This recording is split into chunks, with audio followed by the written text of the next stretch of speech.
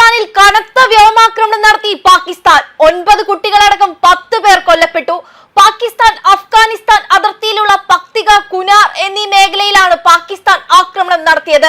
സംഭവത്തിൽ 5 പേർക്ക് പരിക്കേറ്റു. പെഷവാറിലെ പാക് അർദ്ധസൈനിക വിഭാഗമായ ഫോണ്ടിയർ കോപ്സിന്റെ ആസ്ഥാനത്ത് നടന്ന ഭീകരാക്രമണത്തിന് പിന്നാലെയാണ് അഫ്ഗാനിസ്ഥാനിൽ പാകിസ്ഥാൻ ആക്രമണം നടത്തിയത്. എന്നാൽ ഈ ആക്രമണത്തിന്റെ ഉത്തരവാദിത്തം ഇതുവരെ ആരും ഏറ്റെടുത്തിട്ടില്ല. സംഭവത്തിൽ 3 സുരക്ഷാ ഉദ്യോഗസ്ഥർ കൊല്ലപ്പെട്ടിരുന്നു. പാകിസ്ഥാൻ ആക്രമണം നടത്തിയത് ജനവാസ കേന്ദ്രത്തിലാണെന്നും 5 ആൺകുട്ടികളും 4 പെൺകുട്ടികളും 1 സ്ത്രീയും കൊല്ലപ്പെട്ടു എന്നുമാണ് ഗോസ് പ്രവിശ്യ വക്താവ് സബിഹുള്ള മുജാഹിദ് അറിയിച്ചത്.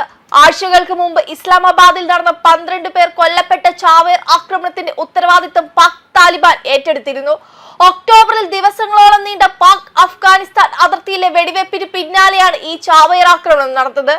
പാകിസ്ഥാനിൽ ആക്രമണം നടത്തുന്ന ഭീകരവാദികൾക്ക് അഫ്ഗാനിസ്ഥാൻ അഭയം നൽകുന്നുവെന്നാണ് പാകിസ്ഥാൻ ആരോപിക്കുന്നത്.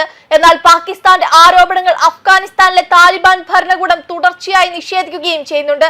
അതേസമയം ഇരുപക്ഷവും വെടിനിർത്തൽ തുടരാൻ തീരുമാനിച്ചെന്നായിരുന്നു തുർക്കി നേരത്തെ പ്രസ്താവനയിലൂടെ അറിയിച്ചത്. സമാധാനം നിലനിർത്താനും വെടിനിർത്തൽ ലംഘിക്കുന്ന രാജ്യത്തിനെതിരെ പിഴ ചുമത്താനും തീരുമാനിച്ചെന്നും ഇസ്താംബുൾ വ്യക്തമാക്കിയിരുന്നു. എന്നാൽ 2021 ദോഹ സമാധാന ഉടമ്പടി അനുസരിച്ച് ഭീകരാക്രമണം ചെറുക്കുന്നതിനായുള്ള നടപടികളിൽ താലിബാന്റെ വീഴ്ച സംഭവിച്ചു എന്ന നിലപാടിലാണ് പാകിസ്ഥാൻ. സമാധാനവും സുസ്ഥിരവുമായ പാകിസ്ഥാനെ സംബന്ധിച്ച് വലിയതെന്നും സ്വന്തം ജനങ്ങളെ സംരക്ഷിക്കുന്നതിനായി പാകിസ്ഥാൻ നിലകൊള്ളുമെന്നും രാജ്യാന്തര വാർത്താ ഏജൻസിക്ക് നൽകിയ അഭിമുഖത്തിൽ പാക് വിദേശകാര്യ വക്താവ് പറഞ്ഞിരുന്നു. അഫ്ഗാനിലെ ജനങ്ങളുടെ താൽപര്യത്തിന് വിരുദ്ധമായുള്ള താലിബാന്റെ നടപടികളെ അംഗീകരിക്കില്ലെന്നും അദ്ദേഹം പറഞ്ഞിരുന്നു. താലിബാൻ മന്ത്രി ആമിർ ഖാൻ മുത്തഖിയുടെ ഇന്ത്യ സന്ദർശനത്തിന് പിന്നാലെയാണ് പാക് അഫ്ഗാൻ അതിർത്തിയിൽ സംഘർഷം രൂക്ഷമായത്. കാബൂളിൽ നടന്ന സ്ഫോടനത്തിന് പിന്നിൽ പാകിസ്ഥാനാണെന്ന് ആരോപിച്ച് താലിബാൻ പാക് പോസ്റ്റുകൾ ആക്രമിച്ചത്. തിരിച്ചടിയിൽ 58 പാക് സൈനികരെ വധിച്ചുവെന്ന് താലിബാൻ അവകാശപ്പെട്ടു.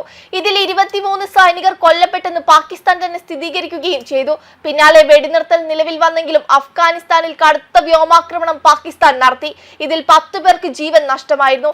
ഇന്ത്യ താലിബാനെ മുൻനിർത്തി നീഴൽ യുദ്ധം നടത്തുകയാണെന്ന ആരോപണവും ഇതിനിടയിൽ പാകിസ്ഥാൻ ഉയർത്തി. എന്നാൽ ഇന്ത്യ ഇത്തരം വാദങ്ങളെ നിഷേധിക്കുകയും ചെയ്തിരുന്നു. 1979 സോവിയറ്റ് യൂണിയന്റെ അഫ്ഗാനിസ്ഥാൻ അധിനിവേശം തുടർന്നുണ്ടായ ആഭ്യന്തര യുദ്ധവും അതിർത്തി പ്രശ്നങ്ങളിലും നിർണായകമായി. അഫ്ഗാനിസ്ഥാനിൽ നിന്ന് പാകിസ്ഥാനിലേക്ക് അതിർത്തി കടന്ന് അഭയാർത്ഥി പ്രവാഹമുണ്ടായി.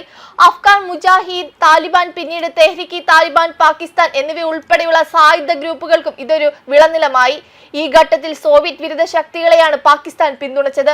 1990കളിൽ താലിബാൻ അധികാരത്തിൽ വന്നതോടെ തീവ്രവാദികളുടെയും ആയുധങ്ങളുടെയും ഒഴുക്കുമൂലം അതിർത്തിയിൽ വീണ്ടും പ്രശ്നങ്ങൾ ഉണ്ടായി. 2001 US നേതൃത്വത്തിലുള്ള അധിനിവേശവും അത് തുടർന്നു. പാകിസ്ഥാന്റെ പടിഞ്ഞാറൻ അതിർത്തിയിൽ അതിർത്തി കടന്നുള്ള ആക്രമണങ്ങൾ തുടർന്നു. താലിബാൻ, TDP, പാകിസ്ഥാൻ സുരക്ഷാ സേനകൾ എന്നിവ തമ്മിലുള്ള സങ്കീർണമായ ബന്ധം പ്രശ്നങ്ങൾ വഷളാക്കി. 2007 മുതൽ സായുധ സംഘർഷങ്ങളും അതിർത്തി അടച്ചിടലുകളും പതിവായി. ഇരുപക്ഷവും പരസ്പരം തീവ്രവാദികളെ സംരക്ഷിക്കുന്നുവെന്ന് പരസ്പരം കുറ്റപ്പെടുത്തി. വെബ് ഡെസ്ക് കർമ്മ ന്യൂസ്.